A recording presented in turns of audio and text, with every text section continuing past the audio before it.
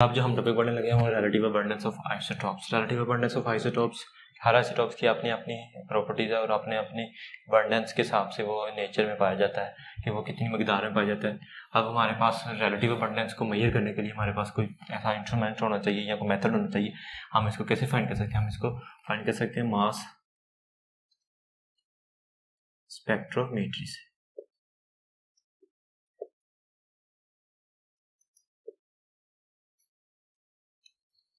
हम mass spectrometry से relative abundance of isotopes find कर सकते हैं। अब हम थोड़ा सा डिटेल में पढ़ते हैं कि आइसोटॉप्स की अबंडेंस है कितनी कितने आइसोटॉप्स पाए जाते हैं। आइसोटॉप्स हमारे पास हैं 280, नियर अबाउट 280 आइसोटॉप्स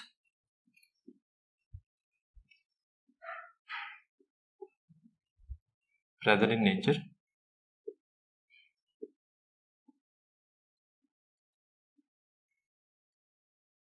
जिसमें से 50 क्या है radio active isotopes. Active isotopes कितने हो गए? 280, 50, उसमें से 50 रेडियो एक्टिव आइसोटॉप्स हो गए। और हमारे पास 300 है आर्टिफिशियल हमने तैयार किए हुए हैं,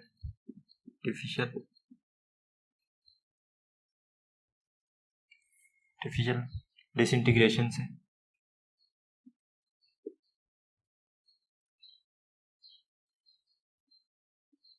हमारे पास कितने हैं? 300 आर्टिफिशियल डिसइंटीग्रेशन से हमने फाइंड किए हुए हैं।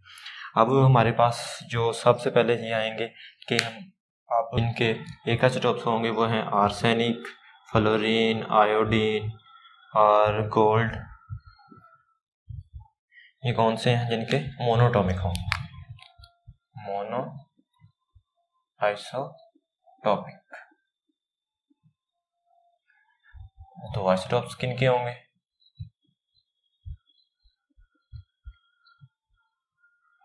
दो आइसोटॉप्स अब हम देखते हैं किनके होंगे। दो आइसोटॉप उनके होंगे जिनके एटॉमिक नंबर को मैं 80 लिख रहा हूँ। एटॉमिक नंबर जिनके क्या होंगे? ऑड होंगे। जो भी आइसोटॉप जिनके एटॉमिक नंबर ऑड होंगे उनके आइसोटॉप्स दो से ज़्यादा मुश्किल ही है, दो से ज़्यादा हो, तकरीबन दो ही होते हैं, इससे ज़्यादा नहीं होते। और जिनके एटॉमिक नंबर इवन हो, हमारे पास एटॉमिक नंबर इवन हो, उनके कितने होंगे? उनके लार्ज नंबर ऑफ आइसोटॉप्स होंगे। Large number of isotopes.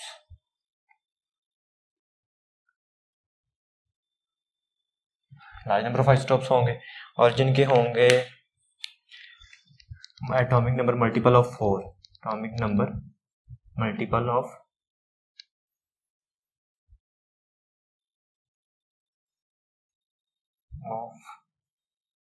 4 मतलब 4। जिनके एटॉमिक नंबर 4 के मल्टीपल होंगे उनके क्या होंगे? बहुत ही ज़्यादा पाए जाएंगे, अबंडेंट।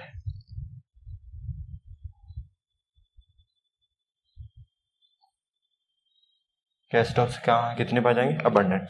अब इनकी एग्जांपल देखते हैं हम यहाँ पे कि ना, जिनके एटॉमिक नंबर मल्टीपल ऑफ 4 होंगे। 4 कैसे होंगे? 4 फॉर एग्जांपल हमारे पास है ऑक्सीजन 16, ये देखिए 4 4 16, या 4 जार 4 कितना होगा? 16।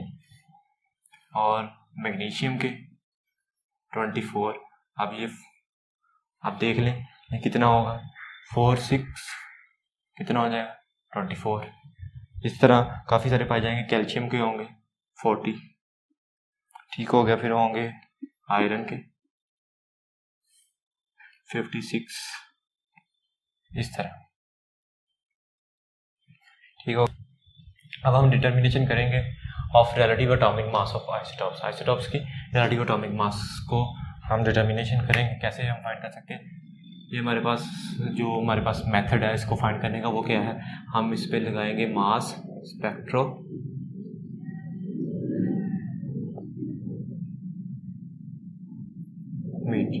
स्पेक्ट्रोमेट्री। अब हम फाइंड कर रहे हैं, आपको जैसे मालूम है कि एटॉमिक मास ऑफ आइसोटॉप्स हम फाइंड कर रहे हैं। अब हमने सबसे पहले जो सब्सटेंस या जिस सब्सटेंस जो आइसोटोप हमने जिस आइसोटोप का हमने एटॉमिक मास मालूम करना है, रिलेटिव एटॉमिक मास मालूम करना है, उसको हम क्या लेंगे, सबसे पहले सब्सटेंस लेंगे। सब्सटेंस, इसका सब्सटेंस ले लिया कोई भी, ठीक है। सब्सटेंस हम ऐसा कर देते हैं। सब्सटेंस से नेक्स्ट क्या आएगा हमारे पास, सब्सटेंस को हम क्या करेंगे, इसको हम वोलेटिलाइज्ड बनाएंगे। पहले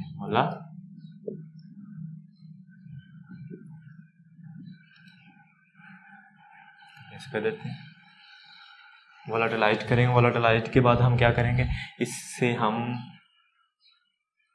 इसको डिस्चार्ज करेंगे।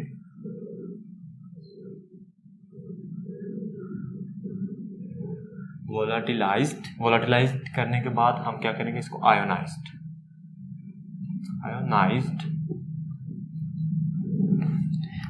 कैसे करेंगे हम इसको। अब ये सवाल तो पैदा होता है कि हमने चलो इसको हीट दी तो ये वोलेटिलाइज्ड हो गया, सब्सटेंस से वो वेपर बन गया। अब ये वेपर जो बने हैं, वेपर को अब हम सब्सटेंस को हीट देंगे तो क्या बनेगा, वेपर बनेंगे।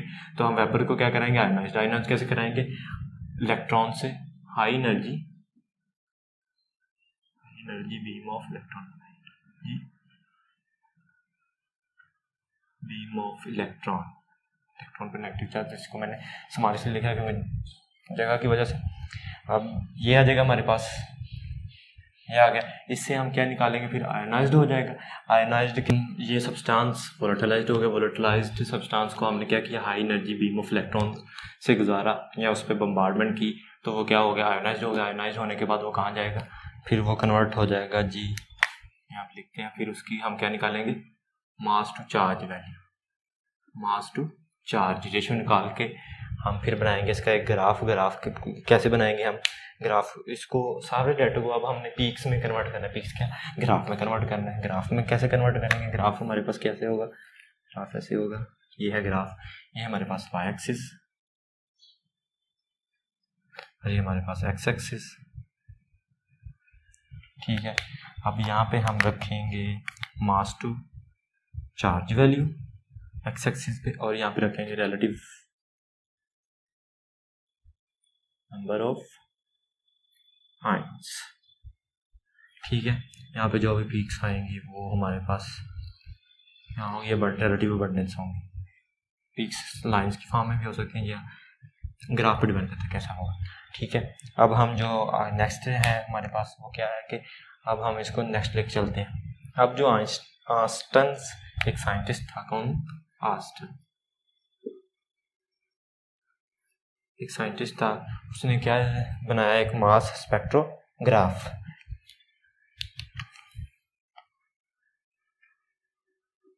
मास स्पेक्ट्रोग्राफ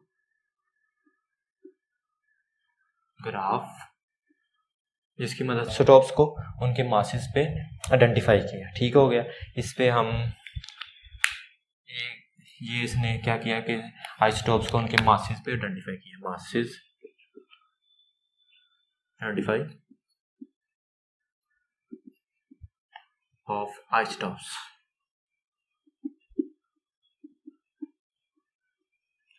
ये भी हो गया। अब हम पढ़ते हैं कि आगे क्या है, आगे है जी हम इसका मेथड पढ़ते हैं कि इसको करेंगे कैसे। अब हमारे पास सबसे पहले ना एक सब्सटेंस होना चाहिए।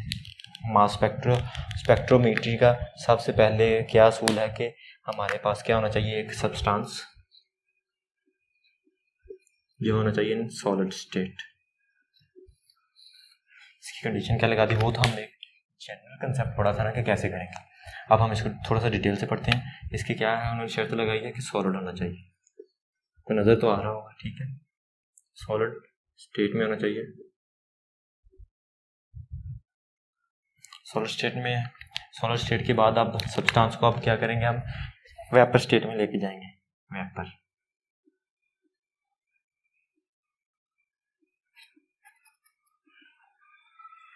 स्टेट में ले गए।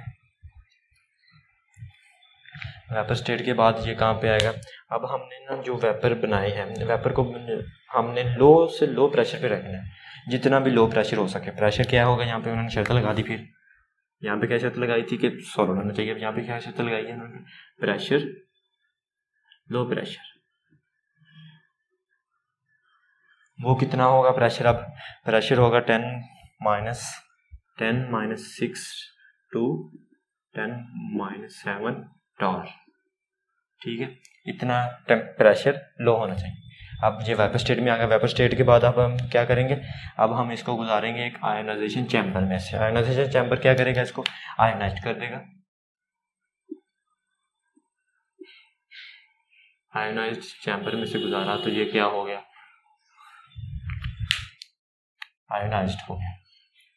आयोनाइज्ड कैसे हुआ, जैसे हमने पढ़ा है कि हमने इलेक्ट्रॉन बीम को इस्तेमाल किया, इलेक्ट्रॉन बीम को इस्तेमाल करने के बाद हमने ये क्या किया, आयोनाइज्ड कर दिया, इन सब आयोनाइज्ड हो गए। यहाँ पे क्या उन्होंने लगाई शर्त कि यहाँ पे बीम ऑफ इलेक्ट्रॉन होंगे, बीम ऑफ इलेक्ट्रॉन, जिसकी वजह से ये आयोनाइज्ड हो गया।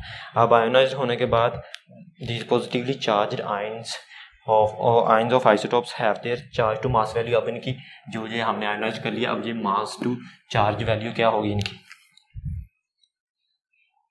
मास टू चार्ज वैल्यू का हम डबल बना लेते हैं ऐसे करके ना, डबल बन गया। इससे नजर आपको ना एक कंटिन्यूस आपके माइंड में पिक्चर इमेज बन जाएगा, ठीक है।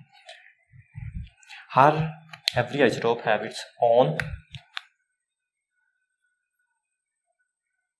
आइसोटोप have different, हर आइसोटोप की अपनी मास टू चार्ज वैल्यू होगी, ठीक है। अब हम मास टू चार्ज वैल्यू होगी, अब हम इसको ना गुजारेंगे एक पॉजिटिव आयन से हैं, ये अब पॉजिटिव आयन है, ठीक है। पॉजिटिव आयन सब्सटेंस से वेपर बन गया, वेपर से आयोनाइज्ड हो गया, आयोनाइज्ड से मास टू चार्ज वैल्यू आ गई। अब हमने जो ये पॉजिटिव आयन्स बन गए हैं हमारे पास, वो हमने क्या करना है, अब उन पे एक इलेक्ट्रिक फील्ड अप्लाई करना है। क्या करना है, electric field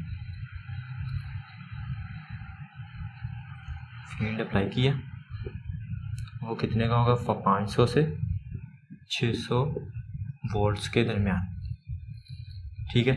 electric field apply करेंगे तो वो क्या होगा, इलेक्ट्रॉन्स, जैसे आपको ये पिक्चर, मैंने पिक्चर इसलिए बना दी है ताकि आपको टाइम ज़्यादा वीडियो लंबी ना हो जाए, इसलिए कि यहाँ पे ये जो आपको नज़र आ रहा है, ठीक है, ये क्या है, नेगेटिव क्या मतलब कि हमने इस पर इलेक्ट्रिक फील्ड अप्लाई किया है। अप्लाई करने के बाद ये जो आयोनाइज्ड हुए हैं, आयोनाइज में पॉजिटिव जो आयन्स हैं वो क्या होंगे, अट्रैक्ट होंगे टुवर्ड्स द नेगेटिव प्लेट, और इस तरह ये क्या हो जाएंगे, एक्सेलरेट हो जाएंगे। अब जो एक्सेलरेटेड आयन्स हैं हमारे पास, एक्सेलरेटेड आयन्स को पे हम क्या अप्लाई करेंगे, मैग्नेटिक फील्ड। जैसे ये भी मैग्नेट है, ये मैग्नेट के दो पोल्स है, हमने क्या किया, मैग्नेटिक फील्ड अप्लाई किया। मैग्नेटिक फील्ड मार्केट चेंज करने ताकि समझ अच्छी आएगी। मैग्नेटिक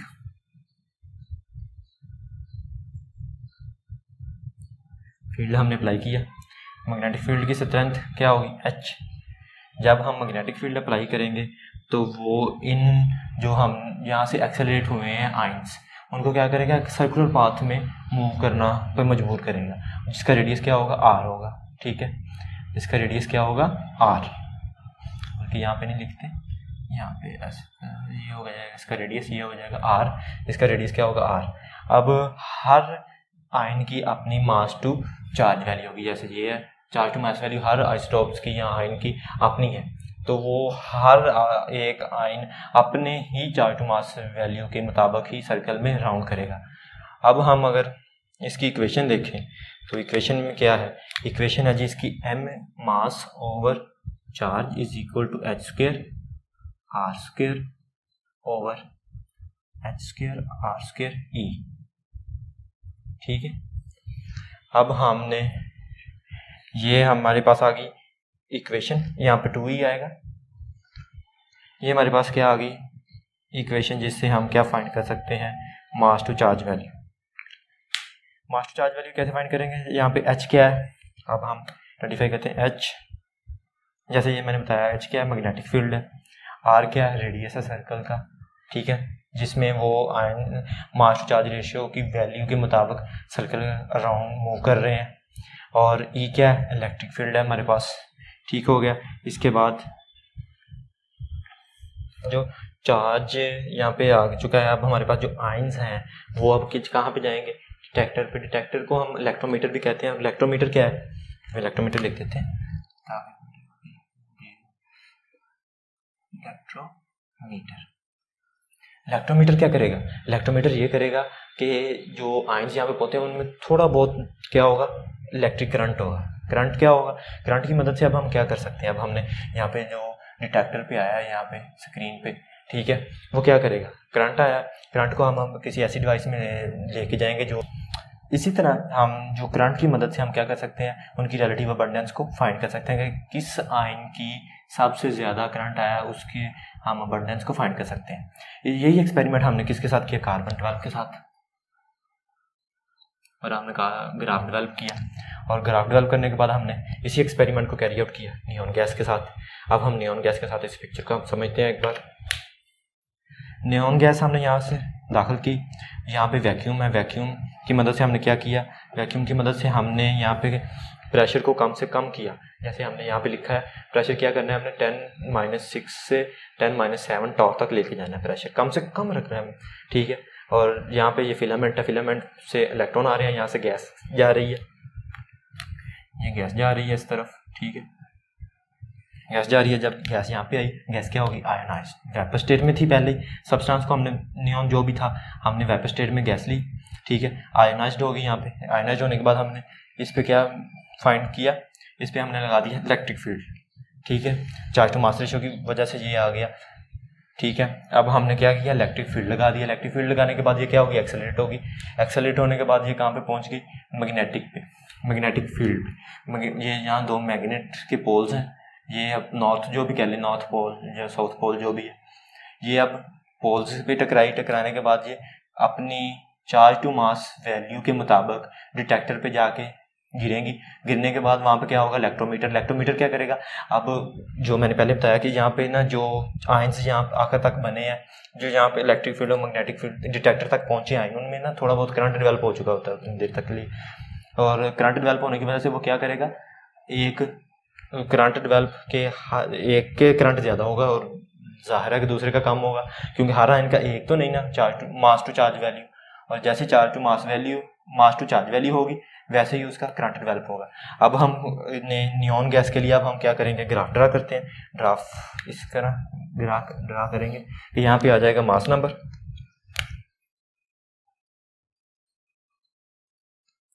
और यहाँ पे आ जाएगा रिलेटिव अबंडेंस एक्स एक्सिस,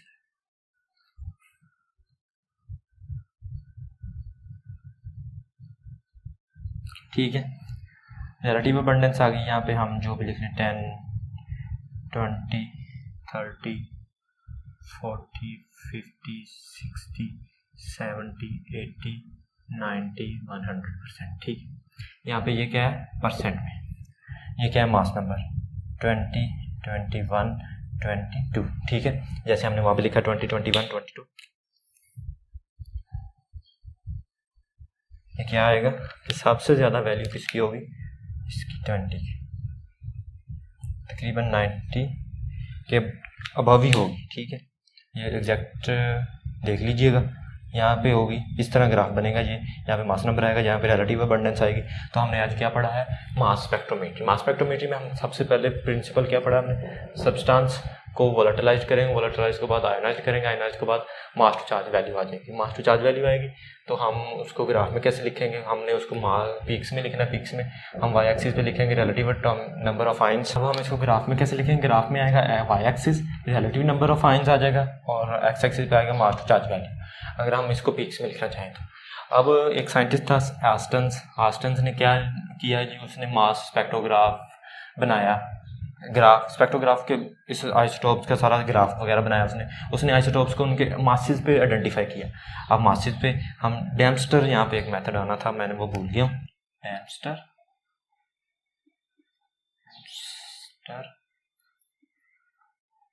मास स्पेक्ट्रोमीटर,